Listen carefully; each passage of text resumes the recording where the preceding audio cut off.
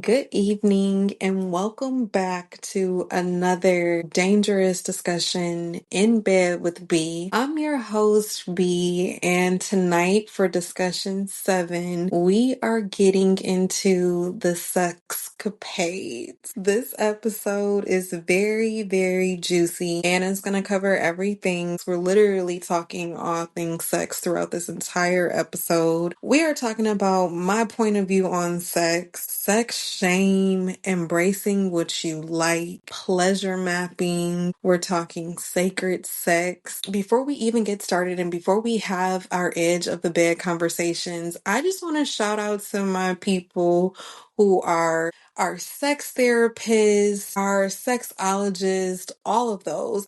I recently became friends with a woman named Emily. Shout out to Sex by M. We are going to be doing some type of experience together very soon in LA. But shout out to M. I love her content. I love how she puts everything just out there in such a beautiful and digestible way, and also a very fuck it type of way, and really own it. Everything sexy, juicy, slutty, and otherwise. So shout out to M. Shout out to all of the people who are in sex work of some sort. We love that for you. Let your freak flag fly. That is what this is all about. Embracing that. Now that we have that out the way, let's go ahead and get into our edge of the bed discussion so we can get into the real deal. I hope that tonight y'all are in something super sexy, fuck comfy. I want you in something sexy tonight. I hope that you have some vibes going. I don't hardly want no lights.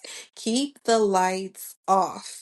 Burn some candles, have some incense going, whatever you want, whatever is your thing. I want some low music. I want a J Road for me, okay? Like, we are getting sexy. Of course, consent to having a super good time, a super fun time. Consent is important. And without further ado, let's get into it. I want to start off with one of my favorite Kanye lyrics, and it's very relevant to what this episode is about. And he says, none of us would be here without cum. Not a single one of us would be here without cum. And that is so true, because how would we be here if there was no cum involved? We wouldn't.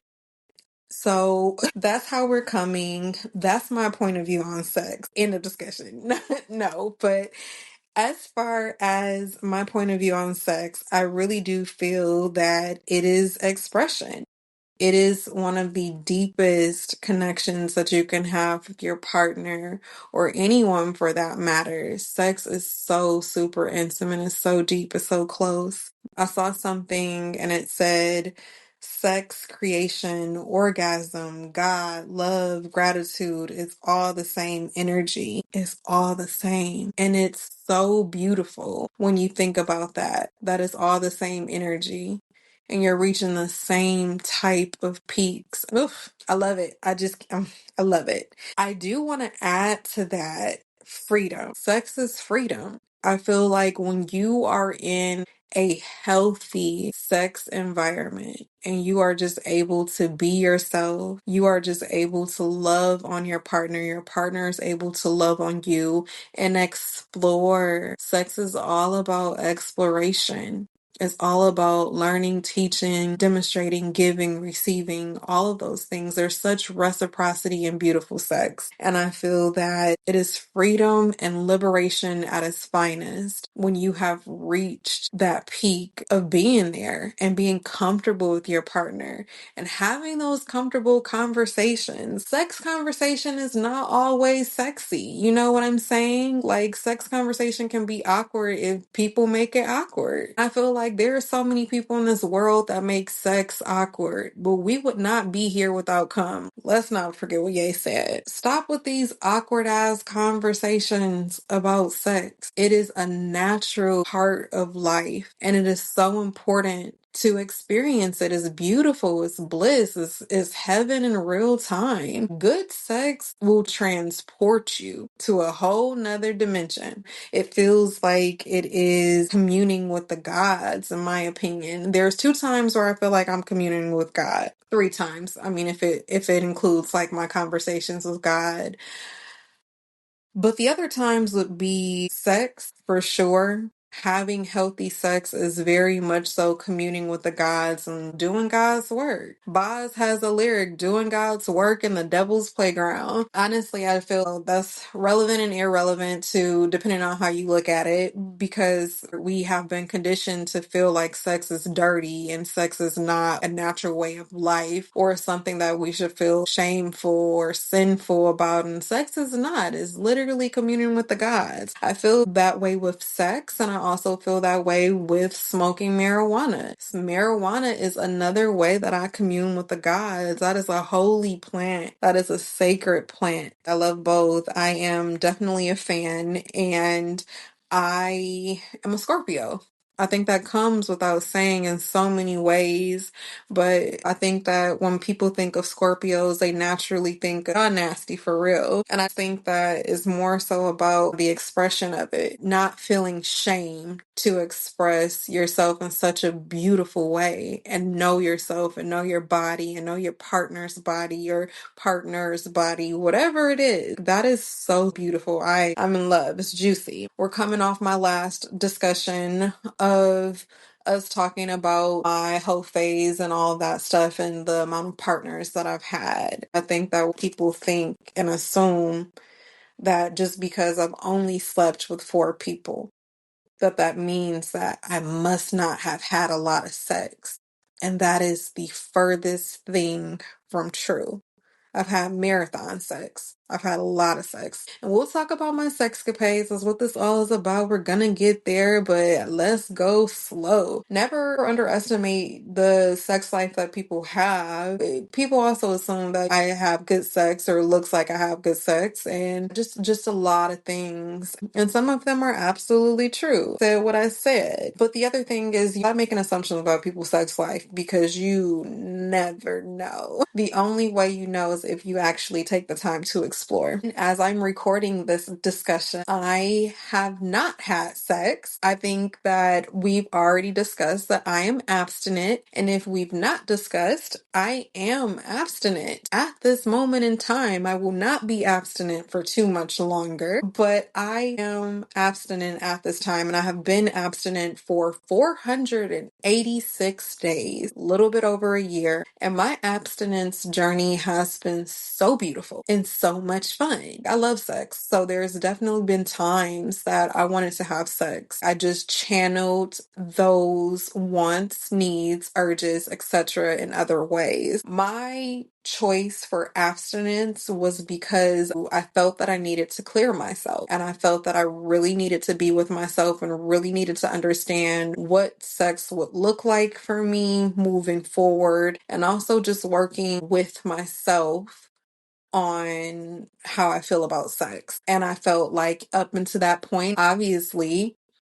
things needed to shift. The only way things shift is when you stop doing them the exact same. Sleeping with and having sex with. That's 2 totally different things for me. I had been having sex with 2 of the same men for over a decade, well over a decade. There were 2 others that just got sprinkled in there, but the majority of the time it was just those 2. I felt that the only way for me to do something differently is if I took a step back altogether and really healed my womb. I healed my relationship to sex, amongst other things. In that time, I went and I saw a shaman and I did a yoni clearing and cleansing, as well as a womb healing and cleansing. And I talk about that in Details of a Dangerous Woman. But those soul ties, anything that was lingering, I wanted to be free of that. I didn't want anything coming into my next partnership situation, etc., when it pertains to sex, because I didn't want those ties to still be there. And I think, in a way, I'm never going to forget some of the sexcapades that I've had because they have been so deep and influential to me, as a lot of things have been when it comes to my partnerships that I've had. A lot of things were very deep. At the same time, I can still hold them to be deep and I don't have to be tied to them. they are just a part of the story as with everything else. And so I was able to look at that. I was able to look at that very much so from a neutral standpoint because there was nothing that was clouding my perception or my view or my womb or my yoni. There was nothing that was clouding any of that. I was able to look at it from a very neutral perspective. And for the first time in my life since I started having sex. And my sex journey has been crazy. I lost my virginity 3 weeks before I turned 19 to my boyfriend at the time. So I went throughout my whole high school career without having any sex. I come from a teenage mother. We were pretty much told the whole entire time our birth control was being threatened not to have sex because we would not be teenage mothers. And from there, it was more so learning through others. And I'm going to get into that a little bit later, but I wanted to make sure that I took time. This was the perfect time for me to take that break and take that step back from any other partners. And I think that it confused a couple of my friends and my circle. And I know they love me and they mean well, but everyone's like, this is also the perfect time for you to pop your shit and you can have sex with as many people as you want to. Four is a low number. That's not even a whole hand. To be honest, that just wasn't for me. It was not for me. And I feel it. I just feel like I know what I know because I know what I've experienced in my lifetime. And I've lived so many different lifetimes. And so it feels like I've had sex with way more people than what I've actually had sex with because I've been so many different versions.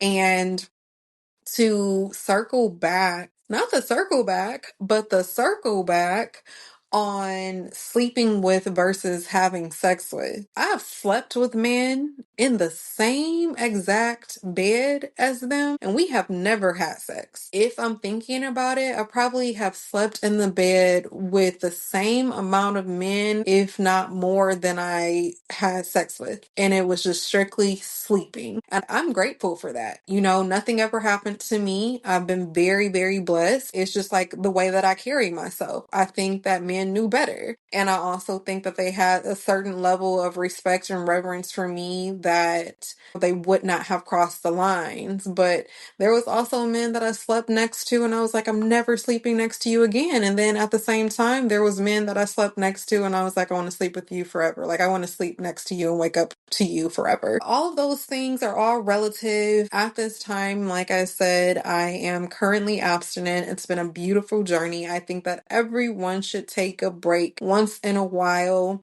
if committed and if not committed. I think that it definitely tests your mental agility for sure. It gives you a good measure of like where things are going toxic or could be going toxic. You know, not everybody's sex situation is toxic. Let me just say that. Everybody ain't out here having toxic sex now. Okay, people have been. I'm one of those people who used to have some very toxic sex, but everybody ain't doing that. And shout out to those people who know better. But my journey is ending soon, and so I'm gonna really take this time to just enjoy the remainder of this time that I'm spending with myself because we are breaking the seal very soon here. And I know that I was supposed to update you all on some dates that I have gone on. And long story short, it wasn't any of those.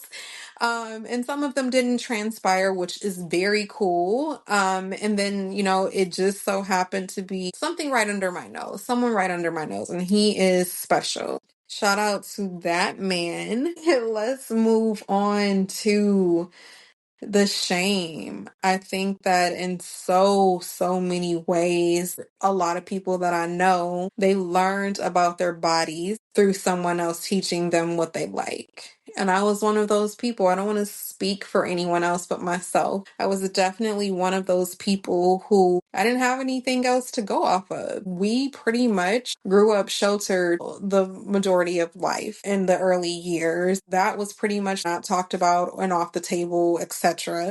What happens in those situations is that you start to learn from your friends who literally is like the blind leading the blind. I remember I was always in groups of twos for the most part as far as friend groups goes. Twos are really the thing. We were pretty much learning how to give head from a banana in the car too. It was crazy. It was all girls, so like it was fine. We were literally laughing, having a good blind ass time.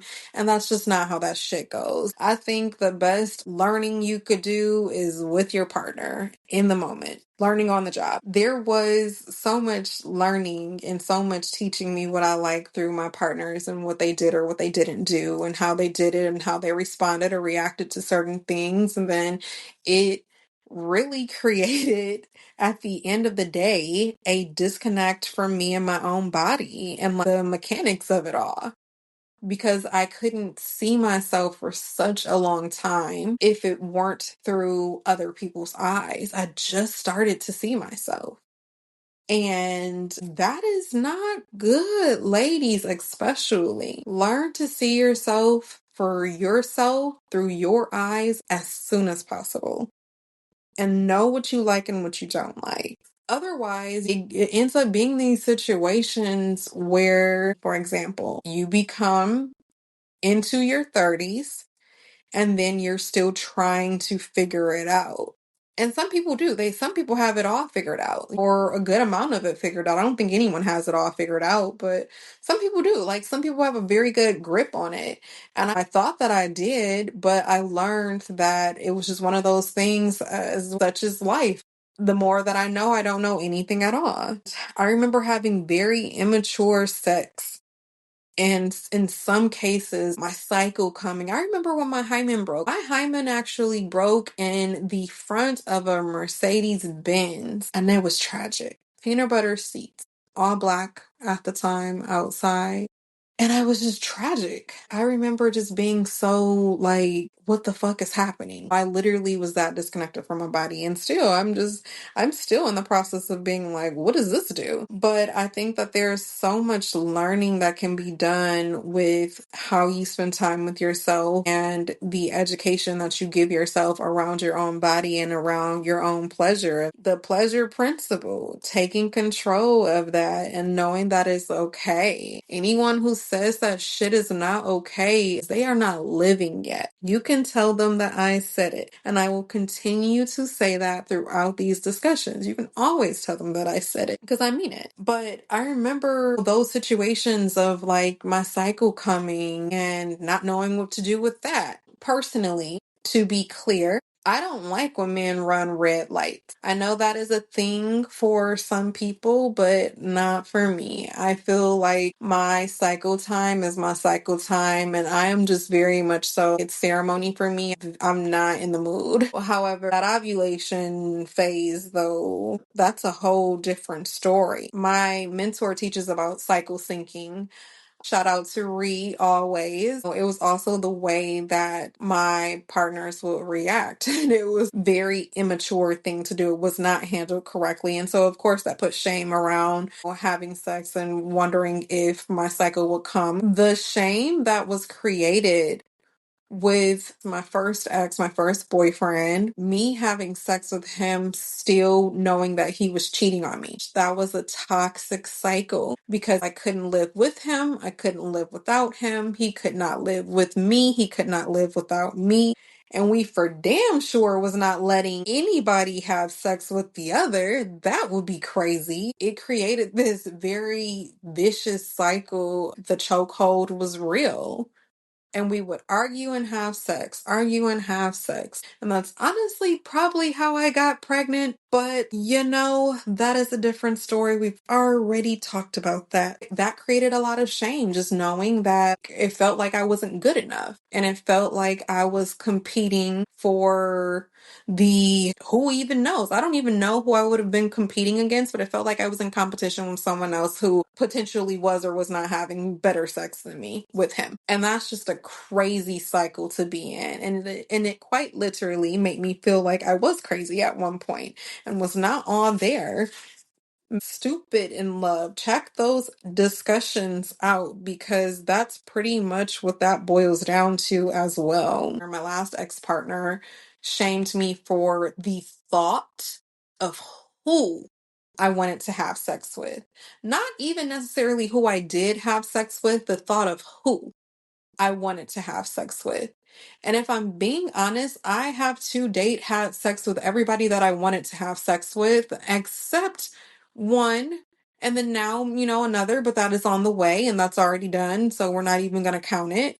But the shame of they're not good enough. And sometimes it was just sex. That's sometimes what it is. And there is levels to sex. Everything is not going to be sacred. Everything is not going to be sacred. It's like some things are just casual. I have had sex one time with a man that I know, and we were going back and forth on if that was a one night stand, because the first and only time that I had sex with him, I knew I was never having sex with him ever again.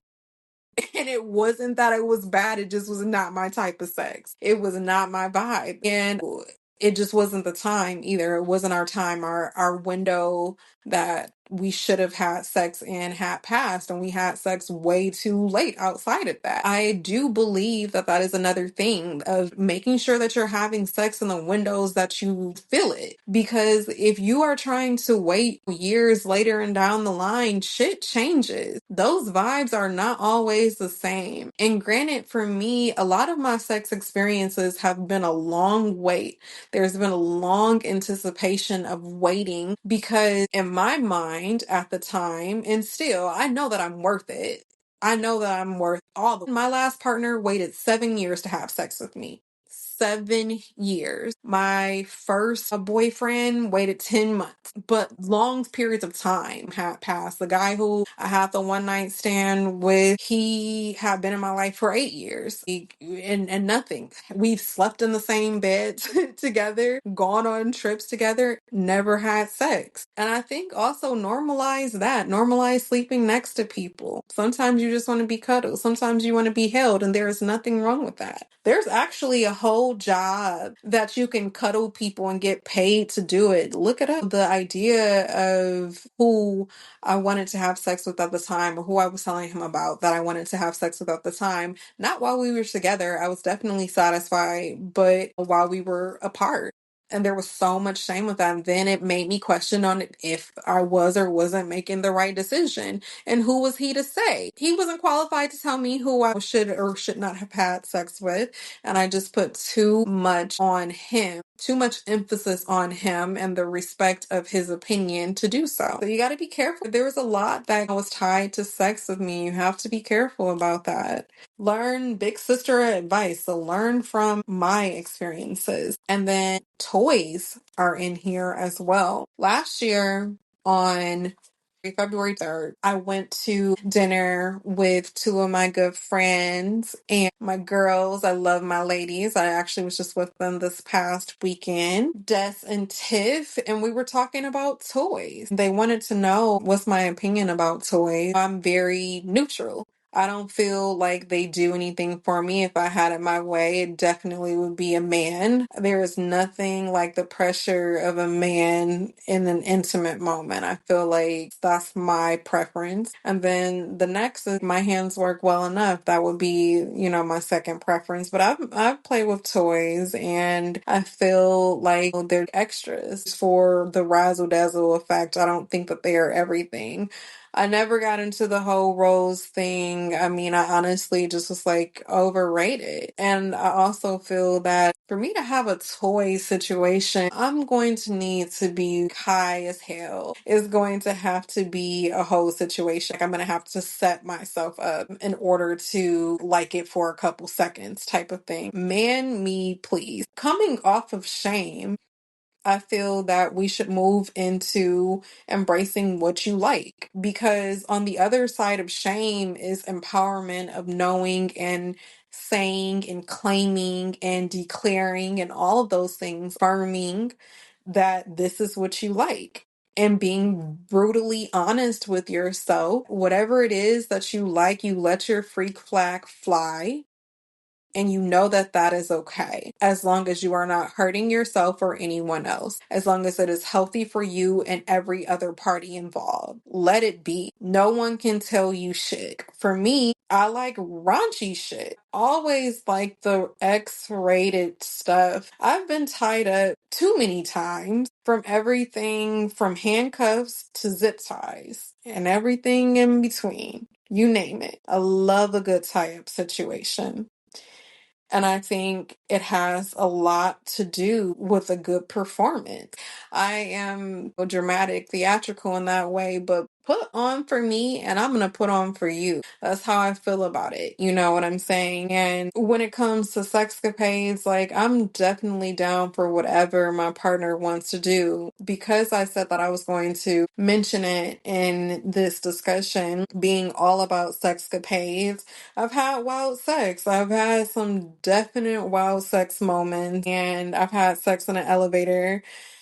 Definitely had little quickies at parties and functions that me and my partner were throwing and having with our friends. And I love a good thrill. I think that it was all fun and exciting, and the spontaneity of it was amazing and incredible. And I love all of that. I am definitely down for all of that. Sign me up. And then you add a level of performance to it. I will dance for you. I will do all of that. Give me some mood lights, all of the things. All of it is part of it. You're setting the mood. The mood is everything. And it includes for me the whole setup. Yes, I have regular sex like everybody else. Like, of course, like I have the random, this is not planned. Like, you know what I'm saying? I really hope I never get, we got to plan sex. Like, I hope I don't ever get there. The majority of it, the times that were the wild ones that we're talking about, those were planned times, of course, and they came with extras. But sex for me didn't start at the moment of the act, it started with how the day was set up, what we did, what we talked about, what it smelled like, what the sounds were, what the lights looked like, all of the things, how we showered, if we went to dinner, if we had drinks, if we met up with friends, whatever. All of that is leading up to however the night is ending. If the day is going well, know that the night is going better.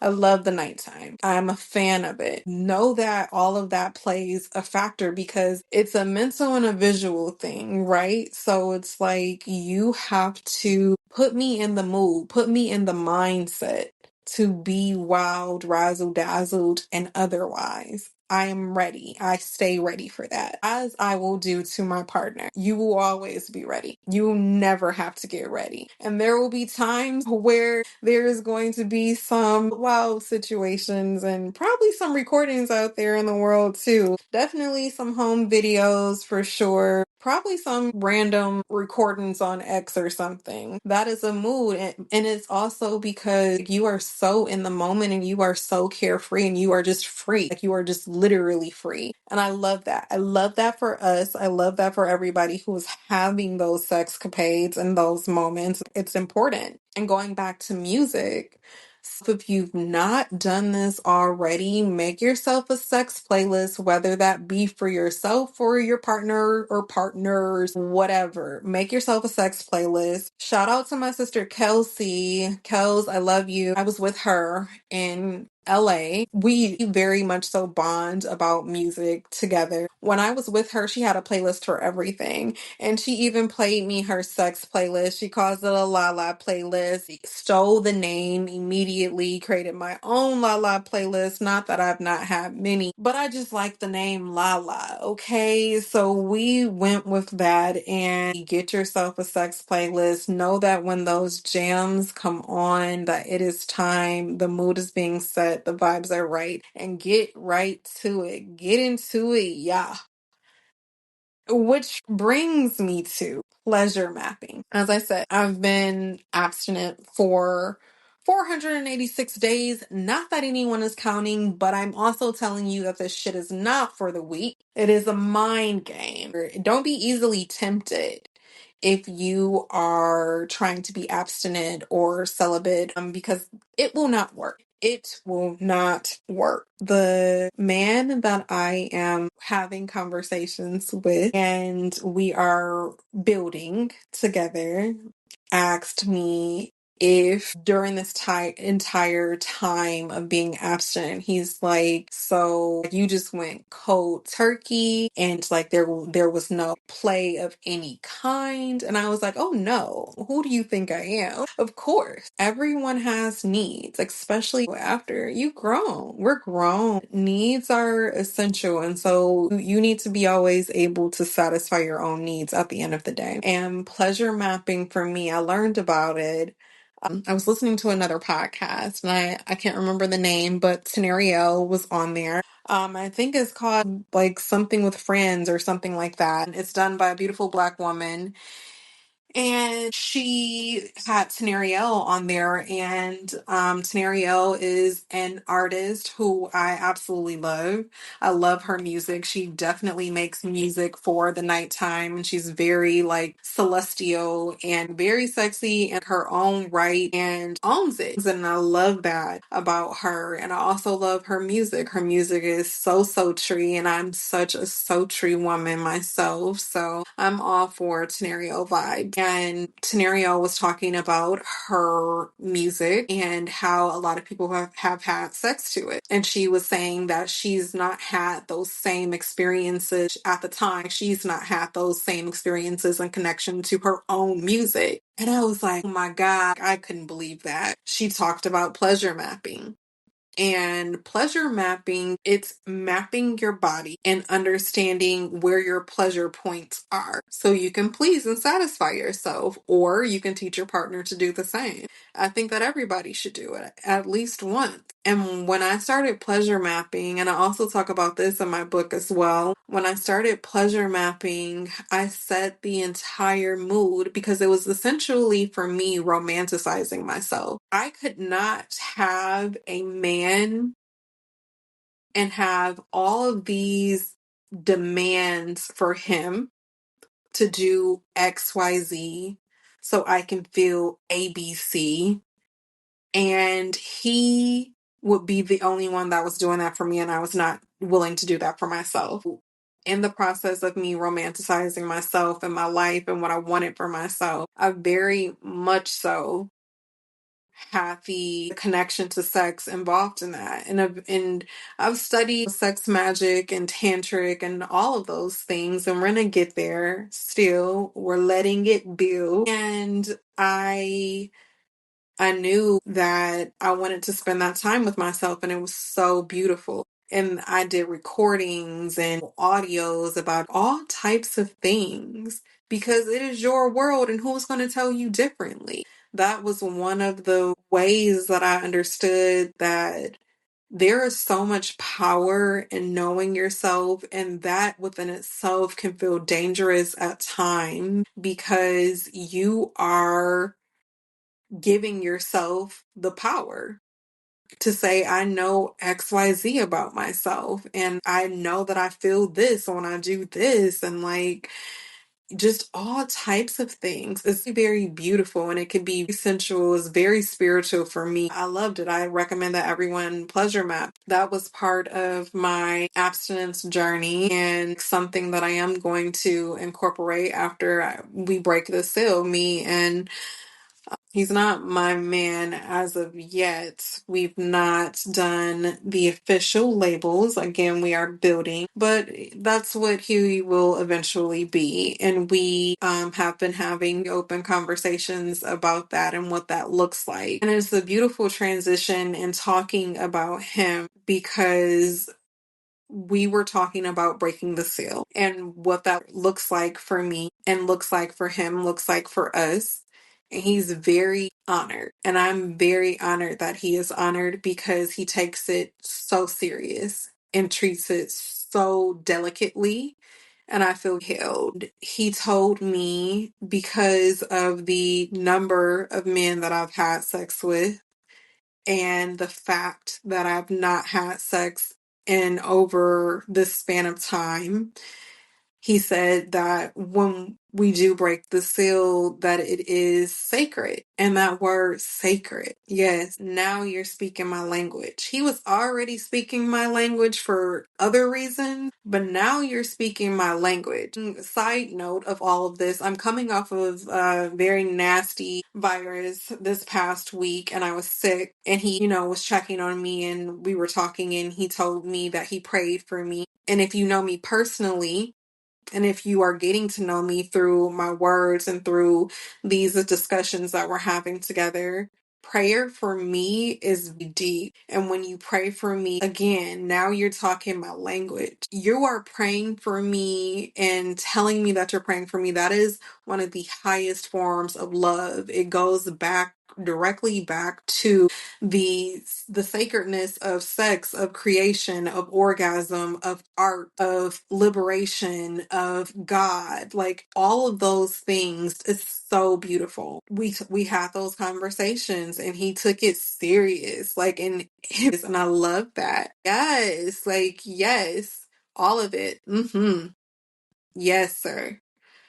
Sacred sex. I feel that after having all of the experiences that I've had, sacred sex would be the next evolution of it all. And really being able to connect the dots, connect all of the teachings and the lessons that I've experienced in the past and be able to connect it back to something beautiful and something that I enjoy and something that I am no longer shamed by or no longer ashamed of. Being able to explore all the curiosities and all of the endless possibilities and the freedoms that sex can provide in very healthy and consensual situations. I also asked him in that same discussion, like about consenting. Has any woman ever asked you for consent to anything? Why don't women ask men for consent? Women just sometimes just do. And it's like, no, everybody needs to consent. I am a fan of everybody consenting to all of it. Another lyric that I really love is Sabrina Claudio, and I Belong to You. She says, I want you to take me personal and objectively, external and internal. And I felt all those words. Yes, yes, yes, yes. Sacred sex is just, that's the evolution that we're headed to. And I think that it involves a lot of consent. I think it involves a lot of communication, not necessarily while in the act, unless you're into that, but being in the moment and being able to explore. I think that that's so cool. Like you are literally creating art with your partner, the person that you are going to be with or wanting to be with. You are creating art, and all of that involves like the evolution of all the things that you've learned and taking the trauma out of sex. Can we please take the trauma and the awkwardness out of sex? It's old. It's old. It gives me the ick. I don't like it.